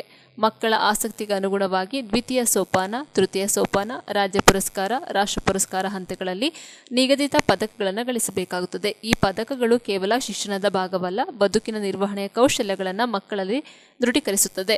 ಪದಕ ಪ್ರಾವೀಣ್ಯತೆಯು ಮಕ್ಕಳಲ್ಲಿ ದೃಢತೆ, ಆತ್ಮವಿಶ್ವಾಸ, ಛಲ, ಮನೋಬಲವನ್ನು ತುಂಬುತ್ತದೆ ಎಂದರು. ಶಿಬಿರದಲ್ಲಿ ಬೈರಾಪುರದ ಬೆತ್ತಸ್ತ ಆಂಗ್ಲ ಮಾಧ್ಯಮ ಶಾಲೆಯ ಮಕ್ಕಳು, ಮಗ್ಗೆ ಎಸ್ಎಫ್ಎಕ್ಸ್ ಶಾಲೆಯ ಮಕ್ಕಳು, ಬೈರಾಪುರದ ಎಸ್ಪಿ ಆಂಗ್ಲ ಮಾಧ್ಯಮ ಶಾಲೆಯ ಮಕ್ಕಳು, ಆಲೂರಿನ ವಿಶ್ವೇಶ್ವರಯ್ಯ ಪಬ್ಲಿಕ್ ಶಾಲೆಯ ಮಕ್ಕಳು, ಮರಸು ಹೊಸಹಳ್ಳಿಯ ಮೊರಾರ್ಜಿ ದೇಸಾಯಿ ವಸತಿ ಶಾಲೆಯ ಮಕ್ಕಳು ಹಾಗೂ ತಾಳೂರು ಸರ್ಕಾರಿ ಹಿರಿಯ ಪ್ರಾಥಮಿಕ ಶಾಲೆಯ ಮಕ್ಕಳು ಭಾಗವಹಿಸಿದ್ದರು. ಕಾರ್ಯಕ್ರಮದಲ್ಲಿ ಬೈರಾಪುರ ಸರ್ಕಾರಿ ಹಿರಿಯ ಪ್ರಾಥಮಿಕ ಶಾಲೆಯ ladies scout master Renuka, guide captain Ashwini, guide captain Sania, Bairapura ಬೆತ್ತಸ್ತ ಆಂಗ್ಲ ಮಾಧ್ಯಮ ಶಾಲೆಯ ಗೈಡ್ ಶಿಕ್ಷಕಿಯಾದ Shilpakriti, Soumya, Shruti, scout master Chandru, P Gowda, SV ಆಂಗ್ಲ ಮಾಧ್ಯಮ ಶಾಲೆಯ cub master Devaraju, scouts master Satish, ladies scout master Harshitha, Rose Mary, guide captain Ranjitha, master Shakuntala, guide captain Rohini, Magge SFX ಶಾಲೆಯ guide captain Pushpa, scout master Chetan, Marasu ಹೊಸಹಳ್ಳಿಯ ಮೊರಾರ್ಜಿ ವಸತಿ ಶಾಲೆಯ ಲೇಡಿ ಸ್ಕೌಟ್ ಮಾಸ್ಟರ್ ಕಾವ್ಯ ಸೇರಿದಂತೆ ಹಲವರು ಉಪಸ್ಥಿತರಿದ್ದರು. ನ್ಯೂಸ್ ಸಂಗಮಕ್ಕಾಗಿ ಡಾಕ್ಟರ್ ಎಚ್ ಮರಗುಕೋಟಿ, ಕುಶಾಲನಗರ. ಕೆಆರ್ಪೇಟೆ ಪಟ್ಟಣದ ಪುರಸಭಾ ವ್ಯಾಪ್ತಿಯ 8ನೇ ವಾರ್ಡಿನಲ್ಲಿ 40 ಲಕ್ಷ ರು ವೆಚ್ಚದ ರಸ್ತೆ ಅಭಿವೃದ್ಧಿ ಕಾಮಗಾರಿಗೆ ಚಾಲನೆ ನೀಡಲಾಯಿತು. ಕೆಆರ್ಪೇಟೆ ಪಟ್ಟಣದ ಪುರಸಭಾ ವ್ಯಾಪ್ತಿಯ 8ನೇ ವಾರ್ಡಿನಲ್ಲಿ 40 ಲಕ್ಷ ರು ವೆಚ್ಚದ ರಸ್ತೆ ಅಭಿವೃದ್ಧಿ, ಬಾಕ್ಸ್ ಚರಂಡಿ ಹಾಗೂ ಡಕ್ ನಿರ್ಮಾಣ ಕಾಮಗಾರಿಗೆ ವಾರ್ಡಿನ ಸದಸ್ಯರಾದ ಕೆಸಿ ಮಂಜುನಾಥ್ ಚಾಲನೆ ನೀಡಿದರು. ಕೆಆರ್ಪೇಟೆ ಪಟ್ಟಣದ 8ನೇ ವಾರ್ಡ್ ದೇವಾಲಯಗಳು ಸೇರಿದಂತೆ ರಥಬೀದಿಯನ್ನು ಒಳಗೊಂಡಿರುವ ಪಟ್ಟಣದ ಪುರಾತನವಾದ ವಾರ್ಡ್ ಆಗಿದೆ. ವಾರ್ಡಿನಲ್ಲಿ ನಾನು ಸದಸ್ಯನಾಗಿ ಆಯ್ಕೆಯಾದ ನಂತರ ರಸ್ತೆ ಅಭಿವೃದ್ಧಿ, ಕಲ್ವರ್ಟ್ಗಳ ನಿರ್ಮಾಣ ಸೇರಿದಂತೆ ಬಾಕ್ಸ್ ಚರಂಡಿಗಳ ನಿರ್ಮಾಣಕ್ಕೆ ಒತ್ತು ನೀಡಲಾಗಿದೆ.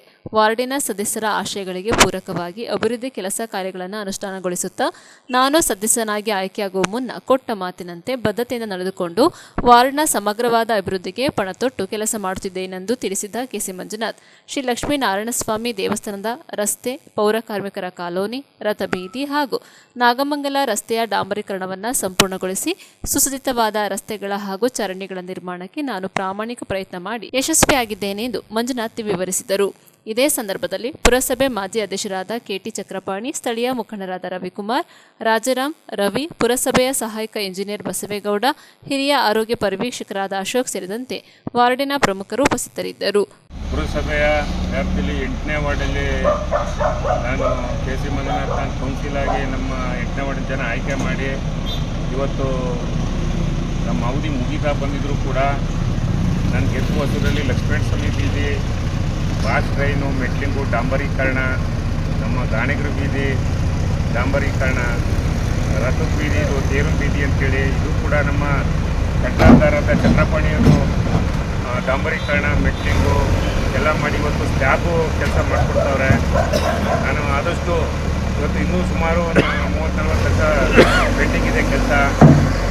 ರವೀಂದ್ರ ಬಾಬು ಅವ್ರ ಮನೆ ಇನ್ನೂ ಕೂಡ ನಾನು ಡಾಂಬರೀಕರಣ, ಮೆಟ್ಲಿಂಗ್ ಎಲ್ಲ ಆದಷ್ಟು ಮಾಡಿದ್ದೀನಿ, ಮುಂದೆನೂ ಮಾಡ್ತೀನಿ. ಇವತ್ತು ನಮ್ಮ ಚಂದ್ರಪಾಣಿಯವರು ಒಳ್ಳೆ ಕೆಲಸ ಮಾಡವ್ರೆ. ಅವ್ರಿಗೆ ಮುಖ್ಯನ ನನ್ನ ವಾರ್ಡನ್ ಮುಖ್ಯನ ಅವ್ರಿಗೆ ಕೃತಜ್ಞತೆ ಸಲ್ಲಿಸ್ತಾ ನನ್ನ ವಾರ್ಡನ್ ಮತದಾರ ಸಲ್ಲಿಸ್ತಾ ಒಳ್ಳೆ ಕೆಲಸ ಮಾಡೋದಾದ್ದೀನಿ. ತಮ್ಮ ಆಶೀರ್ವಾದ ಥ್ಯಾಂಕ್ ಯು. 8ನೇ ವಾರ್ಡಿನ ಮಂಜುನಾಥ್ ಅವರು ಗಾಯತ್ರಿ ಚಕ್ರಪಾಣಿಯವರು ಕಾಂಟ್ರಾಕ್ಟ್ ನೇತೃತ್ವದಲ್ಲಿ ಅಭಿವೃದ್ಧಿ ಕೆಲಸ ಮಾಡ್ತಾ ಇದ್ದಾರೆ. ತುಂಬ ದಿವಸದಿಂದ ಪೆಂಡಿಂಗ್ ಆಗಿತ್ತು, ಅದನ್ನು ಅದ್ಭುತವಾಗಿ ನಡೆಸಿಕೊಡ್ತಾರೆ. ಈ ವಾರ್ಡಿನ ಜನರು ಅವರಿಗೆ ಅಭಿನಂದನೆ ಸಲ್ಲಿಸುತ್ತಾ ತಿಳಿಸ್ತಾಯಿದ್ರೆ ಚಕ್ರಾಪಡಿಯವರು ಕೆಲಸ ಮಾಡ್ತಾರೆ. ದಯವಿಟ್ಟು ಸಹಕರಿಸಿ. ಮಂಜುನಾಥ್ ಅವರು ಮಾಡ್ತಾರೆ, ನಮ್ಮ ಕೌನ್ಸಿಲರು, ಅವರಿಗೆ ಅಭಿನಂದನೆಗಳು ಸಲ್ಲಿಸುತ್ತಾ ನಾವು ವಾರ್ಡಿನ ಮುಖಾಂತರ ಎಲ್ಲರಿಗೂ ಮಾಡ್ತೀವಿ. ನಾನು ಮತದಾರನಾಗಿ ಹೇಳ್ಕೊಳ್ಳೋದೇನೆಂದರೆ 8ನೇ ವಾರ್ಡಲ್ಲಿ ನಮ್ಮ ಮಂಜು ಅವರು ನಿಂತಿರೋದು ಗೆದ್ದಿದ್ರು. ಅವರು ನಮಗೆ ರೋಡು, ಕರೆಂಟು ಅಥವಾ ಯಾವುದೇ ನಲ್ಲಿ ಸಮಸ್ಯೆ ಆಗಲಿ ಏನೇ ಬಂದರೂ ಪ್ರತಿಯೊಂದನ್ನು ಕೇಳದೇಟಿಗೆ ಮಾಡಿಸ್ಕೊಟ್ಟು ತುಂಬ ಅನುಕೂಲವನ್ನೆಲ್ಲ ಮಾಡಿಸ್ಕೊಟ್ಟಿದ್ದಾರೆ. ಅವರಿಗೆ ನಾನು ಕೃತಜ್ಞತೆಯನ್ನು ಹೇಳ್ತಾ ಇದ್ದೇನೆ. ಹಾಗೆ ಚಕ್ರಪಾಣಿಯವರು ನಿಂತು ಮುಂದೆನೇ ಕೆಲಸವನ್ನೆಲ್ಲ ಮಾಡಿಸ್ತಾ ಇದ್ದಾರೆ. ನಿಮ್ಮ ಹೆಸರು? ರವಿ ಅಂತ ನನ್ನ ಹೆಸರು. ನ್ಯೂಸ್ ನಿಗಮಕ್ಕಾಗಿ ಡಾಕ್ಟರ್ ಕೆಆರ್ ನೀಲಕಂಠ, ಕೆಆರ್ಪೇಟೆ. ಮಡಿಕೇರಿ ತಾಲೂಕಿನ ಚನ್ನಯ್ಯನಕೋಟೆಯಲ್ಲಿ ಕಾರ್ಗಿಲ್ ವಿಜಯೋತ್ಸವವನ್ನು ಅರ್ಥಪೂರ್ಣವಾಗಿ ಆಚರಿಸಿದರು. ದೇಶ ರಕ್ಷಣೆಗಾಗಿ ತ್ಯಾಗ ಮಾಡಿದ ಯೋಧರನ್ನ ದಿನನಿತ್ಯ ಸ್ಮರಿಸುವ ಮೂಲಕ ದೇಶ ಸೇವೆಯಲ್ಲಿ ತೊಡಗಿಸಿಕೊಂಡಿರುವ ಯೋಧರಿಗಾಗಿ ಪ್ರಾರ್ಥಿಸುವುದರೊಂದಿಗೆ ಪ್ರತಿಯೊಬ್ಬರೂ ದೇಶಾಭಿಮಾನದೊಂದಿಗೆ ಗೌರವಿಸುವಂತಾಗಬೇಕೆಂದು ಗಣ್ಯರು ಕರೆ ನೀಡಿದರು. ಸರ್ವ ಸಹಾಯಿ ಮಿತ್ರ ಮಂಡಳಿ ವತಿಯಿಂದ ಚನ್ನಯ್ಯನಕೋಟೆ ಬಸ್ ನಿಲ್ದಾಣದ ಬಳಿ ನಿರ್ಮಿಸಲಾದ ಬೃಹತ್ ಕಾರ್ಗಿಲ್ ವಿಜಯೋತ್ಸವ ಹಾಗೂ ಡಾಕ್ಟರ್ ಎಪಿಜೆ ಅಬ್ದುಲ್ ಕಲಾಂ ಪುಣ್ಯಸ್ಮರಣೆ ಭಾವಚಿತ್ರಕ್ಕೆ ಪುಷ್ಪ ನಮನ ಸಲ್ಲಿಸಿ ಮಾತನಾಡಿದರು. ಚನ್ನಯ್ಯನಕೋಟೆ ಗ್ರಾಮ ಪಂಚಾಯಿತಿ ಅಧ್ಯಕ್ಷರಾದ ಮೇಕೆರೀರ ಅರುಣ್ ಕುಮಾರ್ ಉದ್ಘಾಟಿಸಿ ಶುಭ ಹಾರೈಸಿದರು. ಮಾಜಿ ತಾಲೂಕು ಪಂಚಾಯಿತಿ ಸದಸ್ಯರಾದ ಅಜಿತ್ ಕುಂಬಯ್ಯ ಮಾತನಾಡಿ, ಗ್ರಾಮದಲ್ಲಿರುವ ಸರ್ವ ಸಹಾಯಿ ಮಿತ್ರ ಮಂಡಳಿ ಹಲವು ವರ್ಷಗಳಿಂದ ದೇಶ ಅಭಿಮಾನದ ಕಾರ್ಯಕ್ರಮಗಳನ್ನು ಹಮ್ಮಿಕೊಂಡು ಬರುತ್ತಿದ್ದು, ದೇಶ ರಕ್ಷಣೆಗಾಗಿ ಪ್ರಾಣತ್ಯಾಗ ಮಾಡಿದ ಯೋಧರನ್ನ ಸ್ಮರಿಸುವುದರೊಂದಿಗೆ ಅವರ ಕುಟುಂಬವನ್ನ ಗೌರವಿಸುವ ಮೂಲಕ ಜಿಲ್ಲೆಯಲ್ಲಿಯೇ ಮಾದರಿ ಸಂಘಟನೆಯಾಗಿ ಗುರುತಿಸಿಕೊಂಡಿದ್ದು, ಇಂತಹ ಕಾರ್ಯಕ್ರಮಗಳಿಗೆ ಗ್ರಾಮಸ್ಥರು ಹೆಚ್ಚಿನ ಸಂಖ್ಯೆಯಲ್ಲಿ ಪಾಲ್ಗೊಳ್ಳುವುದರ ಮೂಲಕ ದೇಶ ಸೇವೆಯಲ್ಲಿರುವ ಯೋಧರಿಗೆ ಸ್ಫೂರ್ತಿ ತುಂಬಬೇಕು ಎಂದರು. ಮಾಜಿ ತಾಲೂಕು ಪಂಚಾಯಿತಿ ಸದಸ್ಯರಾದ ಗಣೇಶ್ ಮಾತನಾಡಿದರು. ಕಾರ್ಯಕ್ರಮದಲ್ಲಿ ದೇಶ ಕಾಯುವ ಯೋಧರ ಪರಿಶ್ರಮ ತ್ಯಾಗವನ್ನು ಸ್ಮರಿಸಿ ಮನಮುಟ್ಟುವಂತೆ ಹಾಡಿದ ಪಾಲಿಬೆಟ್ಟದ ನಾಸೀರ್ ಅವರ ಗಾಯನಕ್ಕೆ ನೆರೆದಿದ್ದವರು ಮೆಚ್ಚುಗೆ ವ್ಯಕ್ತಪಡಿಸಿದರು. ಇದೇ ಸಂದರ್ಭ ಹುತಾತ್ಮರಾದ ಇಬ್ಬರು ಯೋಧರ ಕುಟುಂಬದವರಾದ ಶೋಭಾ ಹಾಗೂ ನೀಲಮ್ಮ ಹಾಗೂ ಮಾಜಿ ಯೋಧ ರೇವಣ್ಣ ಅವರನ್ನ ವಿಶೇಷವಾಗಿ ಸನ್ಮಾನಿಸಿ ಗೌರವಿಸಲಾಯಿತು. ಇದೇ ಸಂದರ್ಭ ಕನ್ನಡ ಸಾಹಿತ್ಯ ಪರಿಷತ್ ಜಿಲ್ಲಾಧ್ಯಕ್ಷ ಕೇಶವ ಕಾಮತ್, ಪ್ರೌಢಶಾಲಾ ಮುಖ್ಯ ಶಿಕ್ಷಕಿ ಕಾವೇರಮ್ಮ, ಸರ್ವಸಹಾಯಿ ಮಿತ್ರ ಮಂಡಳಿ ಅಧ್ಯಕ್ಷರಾದ ಬಿಜು ಅವರ ಅಧ್ಯಕ್ಷತೆಯಲ್ಲಿ ನಡೆದ ಕಾರ್ಯಕ್ರಮದಲ್ಲಿ ಮಾಜಿ ಯೋಧರಾದ ಮಣಿ, ಲೋಕೇಶ್, ಜುಮ್ಮಾ ಮಸೀದಿ ಅಧ್ಯಕ್ಷರಾದ ಮುಸ್ತಫಾ, ಪಂಚಾಯಿತಿ ಸದಸ್ಯರುಗಳಾದ ಶಿಲ್ಪಾ, ಗಣೇಶ್, ಶೀಲಾ, ಪ್ರಮುಖರಾದ ದೊಡ್ಡಮ್ಮ, ಇಂದಿರಾ, ಮುರುಗೇಶ್, ಸಲೀಂ, ಅಬ್ದುಲ್ ರೆಹಮಾನ್, ಶಶಿ, ಅಚ್ಚುದನ್, ಮಾದೇವ, ಬನೋಜ್, ಸನಲ್, ರವೀಂದ್ರ ಬಾವೆ, ನಂಜಪ್ಪ ಪೂಜಾರಿ, ಅಪ್ಪು, ಸುಬ್ರಹ್ಮಣಿ, ಶಾಜಿ, ಕುಮಾರ್, ನಿಜಾಮುದ್ದೀನ್, ಮಹೇಂದ್ರ, ಶಿವಗಾಮಿ ಸೇರಿದಂತೆ ವಿದ್ಯಾರ್ಥಿಗಳು, ವಿವಿಧ ಸಂಘ ಸಂಸ್ಥೆಯ ಪ್ರಮುಖರು ಹಾಗೂ ಗ್ರಾಮಸ್ಥರು ಹಾಜರಿದ್ದರು. ಆತ್ಮೀಯ ಮಿತ್ರರು ಆಗಿರ್ತಕ್ಕಂಥ ಶ್ರೀಯುತ ಮೇಕೆರೀರ ಅರುಣ್ ಕುಮಾರ್ ಅವರೇ, ಈ ದೇಶವನ್ನ, ಈ ಗಡಿಯನ್ನ ಕಾಯ್ದು ನಮ್ಮೆಲ್ಲರಿಗೂ ಸುರಕ್ಷತೆಯ ಮನೋಭಾವವನ್ನ, ನಮ್ಮೆಲ್ಲರಿಗೂ ಒಂದು ರೀತಿಯ ಭದ್ರತೆಯನ್ನ ಒದಗಿಸಿ ಮರಳಿ ಈ ನಾಡಿಗೆ ಮಾಜಿ ಯೋಧರನ್ನಿಸ್ಕೊಂಡು ಇಲ್ಲಿಗೆ ಆಗಮಿಸಿರ್ತಕ್ಕಂಥ ಲೋಕೇಶ್ ಅವರೇ, ಈ ತಯಾರಿಸಿ ಅವರುಗಳ ಧರ್ಮ ಪತ್ನಿಗಳು ಕೂಡ ಇಲ್ಲಿಗೆ ಆಗಮಿಸಿರುತ್ತಾರೆ. ಆದಂತ ಸರ್ವ ಗಣ್ಯರೇ ಮತ್ತು ಈ ಒಂದು ಚನ್ನಯ್ಯನಕೋಟೆ ಶಾಲೆಯ ಮುಖ್ಯೋಪಾಧ್ಯಾಯಿನಿಗಳು ಹಲವಾರು ವರ್ಷಗಳ ಪರಿಚಯ ಪಾಲಿಬೆಟ್ಟದಲ್ಲಿ ಇರ್ತಕ್ಕಂಥ ಸಂದರ್ಭದಲ್ಲೇ ಶ್ರೀಯುತ ಕಾವೇರಮ್ಮನವರೇ, ತುಂಬಾ ನೋವಾಗ್ತಾ ಇದೆ. ಗ್ರಾಮಸ್ಥರೇ ಮುಂದಿನ ದಿನಗಳಲ್ಲಿ ಇಂಥ ಕಾರ್ಯಕ್ರಮ, ಇದು ದೇಶದ ಕಾರ್ಯಕ್ರಮ. ನಾವು ಯಾವ ರೀತಿ ಭಾರತ ದೇಶಕ್ಕೆ ಸ್ವಾತಂತ್ರ್ಯ ಸಿಕ್ತು, ಹಾಗೇನೆ ನಮ್ಮ ದೇಶ 2 ಕಿಲೋಮೀಟರ್ ದೂರ ಪಾಕಿಸ್ತಾನ 1999ರಲ್ಲಿ ಆಕ್ರಮಣ ಮಾಡಿಬಿಟ್ಟಿದ್ದು. ಆ ಆಕ್ರಮಣಕಾರಿನ ಒಂದು ಕುರಿಕಾಯಿ ನೋಡಿ ನಮ್ಮ ದೇಶದಲ್ಲಿ ಈ ತರ ಬಂದ್ಬಿಟ್ಟಿದ್ದಾರೆ ಪಾಕಿಸ್ತಾನಿಗಳು. ನಾವು ನಿಜವಾಗ್ಲೂ ಇದನ್ನ ಬಿಟ್ಕೊಡ್ಬಾರ್ದು ಅಂತ ಹೇಳಿ ಒಬ್ಬ ಕುರಿಗಾಯಿ ಹೇಳಿದ್ಮೇಲೆ ನಮ್ಮ ದೇಶದ ಸೈನಿಕರು ಅದನ್ನ ಅರ್ಥ ಮಾಡಿಕೊಂಡು ಕೊನೆಗೆ ಯುದ್ಧಕ್ಕೆ ತಯಾರಾಗಿ ಎಷ್ಟೋ ನಮ್ಮ ಸ್ನೇಹಿತರೆ, ನಮ್ಮ ಗ್ರಾಮಸ್ಥರೇ ಆ ಕಾರ್ಗಿಲ್ ಯುದ್ಧದಲ್ಲಿ ವೀರ ಮರಣವನ್ನು ಅಪ್ಪಿದ್ದಾರೆ. ಅಂತ ಒಂದು ಸ್ಮರಣಾರ್ಥಿಕವಾಗಿ ನಾವು ಒಂದು ಕಾರ್ಯಕ್ರಮವನ್ನು ಆಯೋಜಿಸುವಾಗ ನಮ್ಮಲ್ಲಿ ಜನಸಂಖ್ಯೆ ಬಹಳ ಕಡಿಮೆ ಇದೆ. ಏನೇ ಆಗಿರ್ಲಿ, ಆಮೇಲೆ ಮೇಡಮ್ ನಮ್ಮ ಇಂಥ ಈ ಕಾರ್ಯಕ್ರಮ ಕಾಶ್ಮೀರ ಗಡಿಯಲ್ಲಿ ಕಾಲ್ಕೊರೆವ ಚಳಿಯಲಿ ರಾಷ್ಟ್ರವ ಕಾಯುವ ಯೋಧ. ಮನದಲ್ಲಿದೇನಿದೆ ನಿನ್ನ ಮನೆಯವರೆಲ್ಲ ಎಂದಿದೆ, ಮನದಲ್ಲಿದೇನಿದೆ ನಿನ್ನ ಮನೆಯವರೆಲ್ಲ ಎಂದಿದೆ ಎಂಬ ವ್ಯತೆ ಇಲ್ಲದಂತ ಕಾಶ್ಮೀರ ಗಡಿಯಲ್ಲಿ ಕಾಲ್ಕೊರೆವ ಚಳಿಯಲಿ ರಾಷ್ಟ್ರವ ಕಾಯುವ ಯೋಧ. ರಾಷ್ಟ್ರವಾಳುವ ನಾಯಕ ನಾಡಿಗಂತೂ ರಾಜನೇ, ರಾತ್ರಿ ಹಗಲು ಭಾಷಣ ರಾಜರಂತ ಜೀವನ. ಹಗಲು ಹಿರುಳು ಕಳೆವರು ಶಾಂತಿಯಲ್ಲಿ ಪ್ರಜೆಗಳು, ಯೋಧ ನೀನು ಗಡಿಯಲಿ ನಾವು ನಮ್ಮ ಮನೆಯಲ್ಲಿ. ಶತ್ರುಗಳೇ ಕಂಬಳಿ ಕೊರೆಯುವಂತ ಚಳಿಯಲಿ, ಶತ್ರುಗಳೇ ಕಂಬಳಿ ಕೊರೆಯುವಂತ ಚಳಿಯಲಿ ಎಂಬ ವ್ಯತೆ ಇಲ್ಲದಂತ ಸಿಯಾಚಿನ್ ಗಡಿ. ನ್ಯೂಸ್ ಸಂಗಮಕ್ಕಾಗಿ doctor H M Raghukoti, Kushalnagar. ಕೊನೆಯಲ್ಲಿ ಮತ್ತೊಮ್ಮೆ ಹೆಡ್ಲೈನ್ಸ್. ಕುಶಾಲನಗರ ಪಟ್ಟಣದ ಎಪಿಸಿಎಂಎಸ್ ಸಭಾಂಗಣದಲ್ಲಿ ಕುಶಾಲನಗರ ಪ್ರೆಸ್ ಕ್ಲಬ್ ಟ್ರಸ್ಟ್ ಹಾಗೂ ಸಂಗಮ ಟಿವಿ ಮತ್ತು ವಂಶ ನ್ಯೂಸ್ ಸಹಯೋಗದೊಂದಿಗೆ ಪತ್ರಿಕಾ ದಿನಾಚರಣೆ ಹಾಗೂ ಕಾವೇರಿ ಪ್ರಶಸ್ತಿ ಪ್ರದಾನ ಸಮಾರಂಭ ಹಮ್ಮಿಕೊಳ್ಳಲಾಗಿತ್ತು. ಕೆಆರ್ಪೇಟೆ ಪಟ್ಟಣದ ತಾಲೂಕು ಆಡಳಿತ ಕಾರ್ಯಸೌಧದ ಮುಂಭಾಗದಲ್ಲಿ ರಾಜ್ಯ ಸರ್ಕಾರಿ ನಿವೃತ್ತ ಪಿಂಚಣಿ ನೌಕರರು ತಮ್ಮ ವಿವಿಧ ಬೇಡಿಕೆಗಳನ್ನು ಆಗ್ರಹಿಸಿ ಪ್ರತಿಭಟನೆಯನ್ನ ಮಾಡಿದರು. ಮಡಿಕೇರಿ ತಾಲೂಕಿನ ಚನ್ನಯ್ಯನಕೋಟೆಯಲ್ಲಿ ಕಾರ್ಗಿಲ್ ವಿಜಯೋತ್ಸವವನ್ನು ಅರ್ಥಪೂರ್ಣವಾಗಿ ಆಚರಿಸಿದರು.